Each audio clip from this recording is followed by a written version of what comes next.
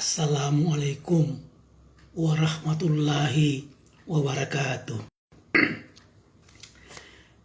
Alhamdulillahirrabbilalamin. Wassalatu wassalamu ala asrafil anbiya'i wal mursalin Sayyidina wa maulana Muhammadin wa ala alihi wa sahbihi ajmain. Masih bersama Majelis Zikir Tarekat Naksabandiyah Khalidiyah wilayah Sulawesi Tenggara. Di penghujung malam ya, kita kembali berbincang-bincang tentang arti iktikaf. Ya, daripada kita begadang tidak ada artinya, sambil nunggu-nunggu waktu sahur kita bahas-bahas ya tentang pelajaran-pelajaran agama. Dan salah satu yang kebetulan ditanyakan oleh adik-adik kita ya, yang ada di sini, yaitu apa sebenarnya iktikaf. Kita masuk ke dalam masjid di 10 Ramadan terakhir, duduk-duduk di dalamnya sambil zikir-zikir, mengagungkan asma Allah, salawat, dan membaca zikir-zikir yang lain. Nah, begitu, sambil menunggu kedatangan Lailatul Qadar kata mereka. Ya begitulah pemahaman kita ya dulu, sejak kita kecil sampai sekarang, kadang-kala masih seperti begitu. Nah, apa yang dimaksud dengan iktikaf di 10 malam terakhir? Iktikaf itu sebenarnya adalah, sederhananya artinya dia ya duduk-duduk di masjid, duduk-duduk di langgar, duduk-duduk di surau atau musola atau tempat ibadah lainnya. Namun duduk bukan sembarang duduk, gitu ya.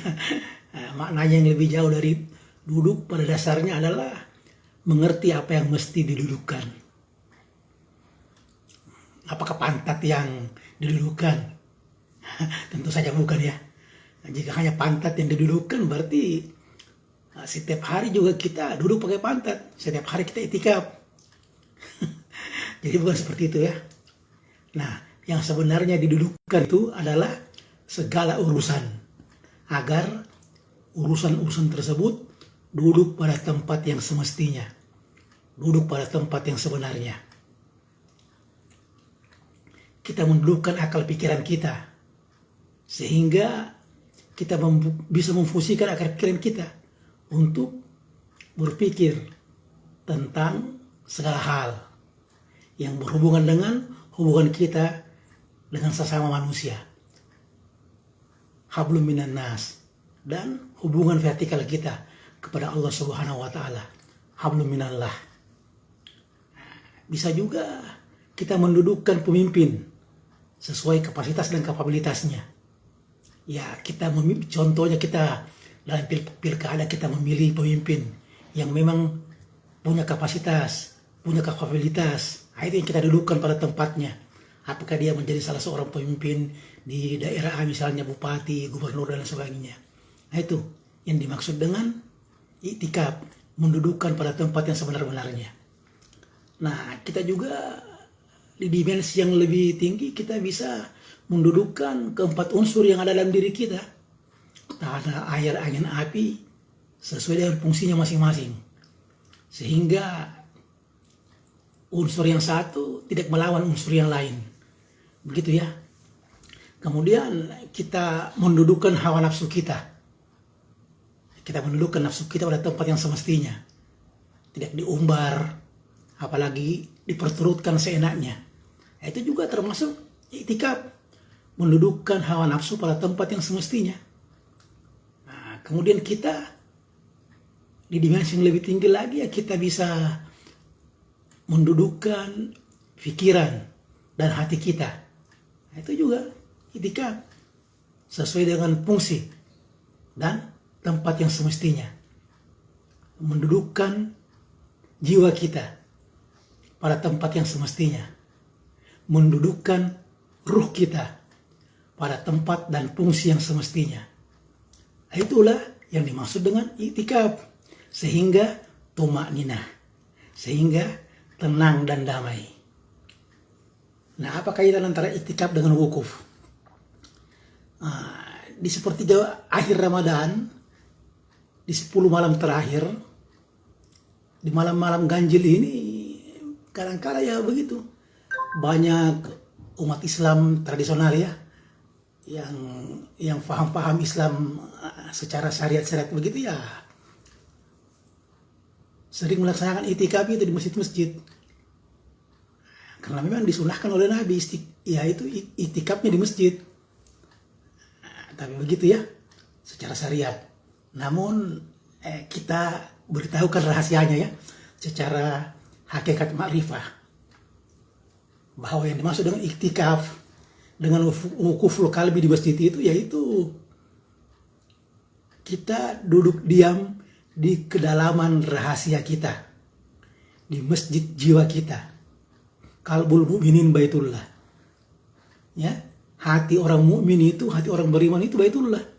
Jadi kita iktikaf di dalam baitullah kita dengan tumakninah. Kita wukuf di situ, berhenti di puncak pencapaian spiritual kita, tidak bergeser, tetap di ordinat zero, ya, gitu, sampai mencapai fanaul fana, dan outputnya adalah bakabillah, sehingga kita bisa berbuka dengan lesat begitu memandang wajahnya di tempat yang sangat tinggi, yang disenangi di sisi Tuhan yang Maha Kuasa. Fi maq'adi sidqin inda malikin muqtadir. Surat Al-Qamar ayat 55. Begitu ya. Bagi para pelaku tarekat Naqsabandiyah Khalidiyah, berbahagialah di bulan suci Ramadan ini, karena kita semakin lama semakin bisa naik dimensi, karena kita telah diajar oleh guru sang walia mursida. Wujuhu yawma izin nadiratun ila rabbiha nasirah. Wajah-wajah pada hari itu berseri-seri, kepada Tuhannya lah mereka memandang. Al-Quran surat Al-Qiyamah surat 75 ayat 22 dan 23. Wujuhun yauma isin nadiratun ila rabbiha nasirah. Ingin belajar, datanglah ke tarekat Naqsabandiyah Khalidiyah yang ada di 70 kabupaten kota seluruh Indonesia. Kami terima dengan lapang dada dan hati yang terbuka. Udhuluha bisalamin aminin. Salamun bima sabartum. Salamun qaulam mir rabbir rahim. Ini tentang pembaharuan akhir zaman. Ini tentang kebangkitan agama tauhid. Ini tentang praktek tarekat waris mutlak Naqsabandiyah Khalidiyah Nusantara. Ini tentang cinta kepada guru kami sang walia mursida.